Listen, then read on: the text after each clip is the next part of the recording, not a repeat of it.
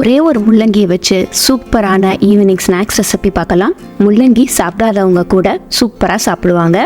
முக்கியமாக குழந்தைங்க விரும்பி சாப்பிடுவாங்க. இதை ஒரே ஒரு முள்ளங்கி எடுத்துருக்கிறேன். அதை இந்த மாதிரி துருவி ரெடியாக எடுத்து வச்சுக்கலாம். துருவம் ஊத்தனையே நமக்கு முள்ளங்கியிலேருந்து அதிகமாக தண்ணி விடும். ஸோ இந்த ரெசிபிக்கு நம்ம தண்ணி எதுவுமே ஊற்ற போகிறது கிடையாது. முள்ளங்கியில் இருக்கிற தண்ணி வச்சே தான் நம்ம இப்போ செய்ய போகிறோம். அடுத்து இங்கே ஒரு பெரிய சைஸ் வெங்காயத்தை சின்ன சின்னதாக நறுக்கி இதில் சேர்த்துருக்கிறேன். கூடவே கருவேப்பிலையும் பொடி பொடியாக நறுக்கி சேர்த்துக்கோங்க. அடுத்து கொத்தமல்லி தழை, இது எல்லாமே ஒரு வாசத்துக்காக நம்ம சேர்க்கறது தான். அடுத்து இஞ்சி, ஒரு 1/2 இன்ச் அளவுக்கு இஞ்சியை துருவி சேர்த்துக்கோங்க. அடுத்து ஒரு 5-6 பல்லு பூண்டை, சின்ன சைஸ் பூண்டுனா ஒரு 5-6 சேர்த்துக்கோங்க. இந்த மாதிரி கொஞ்சம் பெரிய பல்லுனா 4 பல்லு சேர்த்து விட்டுக்கோங்க. இஞ்சி பூண்டு பேஸ்ட்டுக்கு பதிலாக இந்த மாதிரி இஞ்சியை துருவியும் பூண்டை தட்டியும் சேர்த்து விட்டுக்கோங்க. டேஸ்ட்டு சூப்பராக இருக்கும். அடுத்து ஒரு 1.5 டீஸ்பூன் காரப்பொடி சேர்த்துக்கலாம். காரம் கொஞ்சம் கம்மியாக வேணும்னா நீங்கள் காஷ்மீரி சில்லி கூட சேர்த்துக்கலாம். அடுத்து இங்கே ஒரே ஒரு பச்சை மிளகாயை சேர்த்துருக்கிறேன். குழந்தைங்களுக்கு கொடுக்குறதா இருந்தால் பச்சை மிளகாயை நீங்கள் டைரெக்டாக ஸ்கிப் பண்ணிக்கலாம். 1/2 டீஸ்பூன் அளவுக்கு சீரகத்தூள் சேர்த்துக்கலாம். அடுத்து கொஞ்சமாக பெருங்காயப்பொடி. அடுத்து பார்த்தீங்கன்னா 1/2 கப்பு கடலை மாவு சேர்த்துருக்கிறேன். கூடவே 1 டேபிள் ஸ்பூன் அளவுக்கு கார்ன்ஃப்ளவர் மாவு சேர்த்துக்கலாம். கார்ன்ஃப்ளவர் மாவு சேர்க்கறதுனால வெளியில் வந்து உங்களுக்கு லேயர் நல்லா கிறிஸ்பியாக வரும். இது எல்லாத்துக்கும் தேவையான அளவு உப்பு. இது எல்லாத்தையும் இப்போ நம்ம ஒன்று போல் பிசைஞ்சு விட்டுக்கலாம்.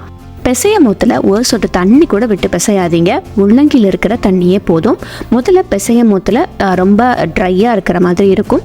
நீங்கள் நல்லா முள்ளங்கியும் வெங்காயத்தையும் நல்லா பிசைஞ்சு நல்லா அழுத்தி விட்டு பிசைஞ்சு விட்டிங்கன்னா நல்லா இந்த மாதிரி கொஞ்சம் கெட்டியான பதத்துக்கு வந்துடும். இன்னொரு முக்கியமான இன்க்ரீடியன்ட் நம்ம இதில் சேர்க்க போகிறோம். உள்ளே நல்ல பக்கோடா சாஃப்டாக வரதுக்காக, அதுதான் தோசை மாவு. உங்கள் வீட்டில் இருக்கிற தோசை மாவுலேருந்து ஒரு 2 டேபிள் ஸ்பூன் அளவுக்கு இதில் சேர்த்து விட்டுக்கோங்க. பக்கோடா சூப்பர் சாஃப்டாக வரும். உள்ள மாவு சேர்த்ததுக்கப்புறமே இன்னும் கொஞ்சம் இலக்கம் கொடுக்கும். அது வந்து கரெக்டான கன்சிஸ்டன்சிக்கு வந்துடும். முதல்ல பிசையும் போதில் டைட்டாக இருக்குதுன்னு சொல்லிட்டு கூட கொஞ்சம் தண்ணி ஊற்றி பிசைஞ்சிடாதீங்க. தோசை மாவையும் கலந்து விட்டுட்டு அதுக்கப்புறமா பிசைஞ்சு பாருங்கள், கரெக்டாக இருக்கும். நான் இங்கே வந்து பக்கோடாவை பொரிச்சு எடுக்கிறதுக்கு நான் இன்னைக்கு இண்டஸ் வேலியோட இந்த டீப் கடாய் தான் யூஸ் பண்ண போகிறேன். இந்த டீப் கடாயும் ஒரு பிரியாணி பாட்டும் இண்டஸ் வேலி வெப்சைட்லேருந்து ஆர்டர் பண்ணியிருந்தேன். கடாய் எல்லாமே சூப்பர் ஸ்மூத் ஃபினிஷில் இருக்குதுங்க. அதே மாதிரி பிரியாணி பாட்டுமே நல்ல செம்ம வெயிட்டாக நல்ல குவாலிட்டியாக இருக்குது. இண்டஸ் வேலி வெப்சைட்குள்ளே போய் Priya Vijay coupon code use பண்ணிங்கன்னா உங்களுக்கு 12% டிஸ்கவுண்ட் கிடைக்கும். கடாய் சூடானவுடனே தேவையான அளவு எண்ணெய் விட்டு பக்கோடாவை கொஞ்சம் கொஞ்சமாக கையில் எடுத்து நல்லா சூடான எண்ணெயில் போட்டு பொரிச்சு எடுக்கலாம். பொரிச்சு எடுக்கும் போதில் ஹீட் வந்து மிதமான தீயில வச்சுக்கோங்க. ரொம்பவும் கம்மியாக இல்லாமல் ரொம்பவும் ஹையில் இல்லாமல் ஒரு மிதமான தீயில வச்சு பொறுமையாக பொரிச்சு எடுத்துட்டோன்னா சூப்பரான முள்ளங்கி பக்கோடா நமக்கு ரெடி ஆயிரும். இது சாயந்தரம் பிள்ளைங்க ஸ்கூலில் விட்டு வந்தோடனே கண்டிப்பாக உங்களுக்கு செஞ்சு கொடுங்க. டேஸ்ட்டு அட்டகாசமாக இருக்கும். கண்டிப்பாக வீட்டில் ட்ரை பண்ணி பாருங்கள். இந்த மாதிரி பல இன்ட்ரெஸ்டிங்கான ரெசிபீஸ்க்கு பிரியா விஜய் கிச்சன் சேனலை சப்ஸ்கிரைப் பண்ணி வச்சுக்கோங்க. கூடவே பெல் ஐக்கானையும் ப்ரெஸ் பண்ணிக்கோங்க.